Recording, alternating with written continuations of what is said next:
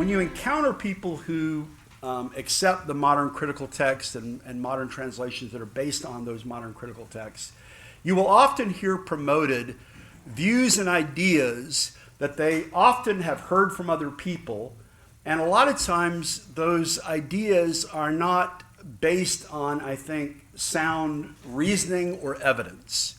And so I want to see how many of these myths, 7 myths of modern text criticism we can cover. Second myth. The text of Scripture has nothing to do with the canon of Scripture. Second myth. The text of Scripture has nothing to do with the canon of Scripture. Again, please understand, I'm not putting that forward propositionally as something I believe. This is the myth that I want to destroy, okay? The text of Scripture has nothing to do with the canon of Scripture. This myth is related to the first. That is, it relates to a topic of bibliology. Those of us who defend the received text have sometimes pointed out to our modern critical text supporting friends, and many of them truly are friends, that the text of Scripture is, in fact, a canonical issue.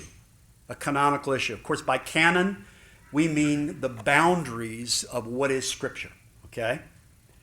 In response, in some of these dialogues, we have sometimes been accused of making what they call a category error. You can think of one apologist who's fond of that phrase and uses it lots of times. You're conflating issues here. You can't talk about the text on one hand and then try to conflate issues of canon into that. They're two separate things and they can't be conflated. You're creating a category error. We're told that these two topics are not related and they must be discussed separately. We might respond, however, by saying that these two issues are in fact intimately related and they cannot be separated. Text and canon go together. When we affirm that the Bible consists of 66 inspired books, what the godly men of old called a library of the Holy Spirit, with 39 Old Testament books and 27 New Testament books, we do not mean that it consists merely of 66 books that simply have the name of the book of Judges or the book of the prophet Jeremiah or the Gospel according to Mark or the Epistle of Paul, the Apostle to the Romans. We assume that those books that go under those titles also contain the canonical text of each of those works which have been acknowledged properly to belong to it. If we were speaking, for example, with an Eastern Orthodox friend, let's say we had a friend who was an Eastern Orthodox person, and if you're not aware of it, in Eastern Orthodoxy, they do not accept as authoritative the Hebrew text of the Old Testament. Instead, their authoritative text is the Septuagint, a Greek translation of the Old Testament.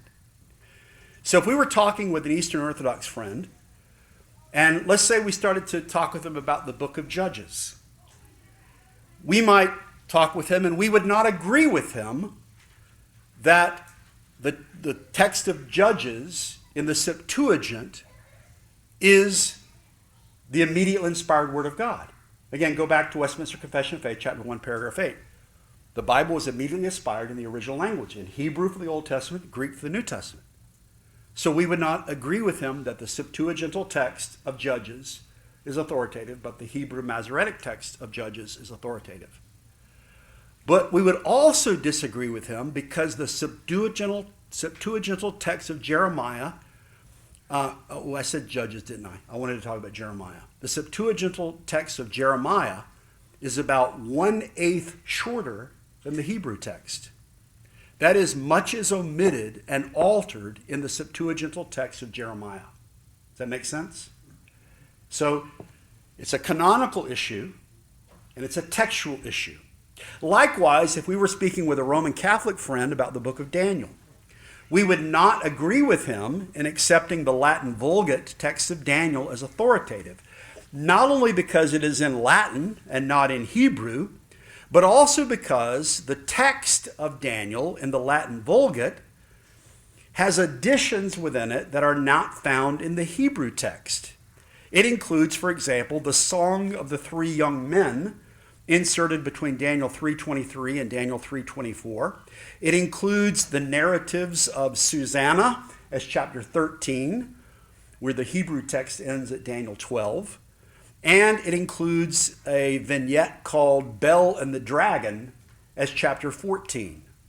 Much is added and altered in both the Septuagint and the Latin Vulgate text of the book of Daniel. Are you getting the sense here?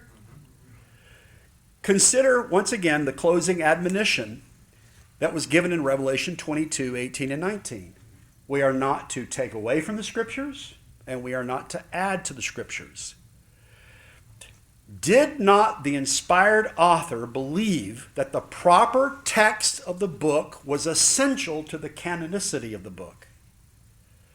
Consider the magnitude of some of the changes that have been made to the traditional text and the modern critical text. The traditional ending of Mark 16:9 through 20, consists of 12 verses. The woman taken in adultery consists of 12 verses. That's 24 verses total between just those two passages that are removed from the modern critical text. Now, think with me for a second. In the Old Testament, we have, for example, the 117th Psalm. It consists of only 2 verses. The book of Obadiah consists of only 21 verses. In the New Testament, the second epistle of John consists of 13 verses. And the third epistle of John consists of 14 verses. The general epistle of Jude consists of 25 verses.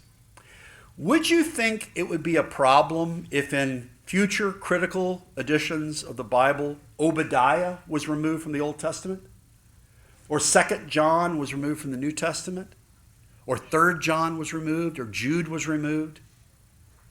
Then why do we not have the same level of concern when 24 verses, the traditional ending of Mark, and the woman taken in adultery are essentially being removed from the text of Scripture?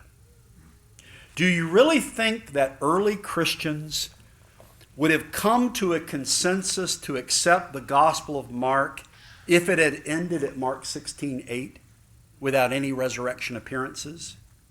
Do you remember the quote that I read yesterday from Irenaeus of Lyon when he talked about what Marcion had done to the Gospel of Luke?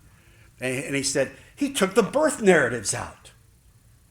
He's left us not with the Gospel of Luke, but only a fragment of it. Friends, we already have the evidence from early Christianity. They did not merely accept books because they had the title. They accepted those books because they had the canonical text.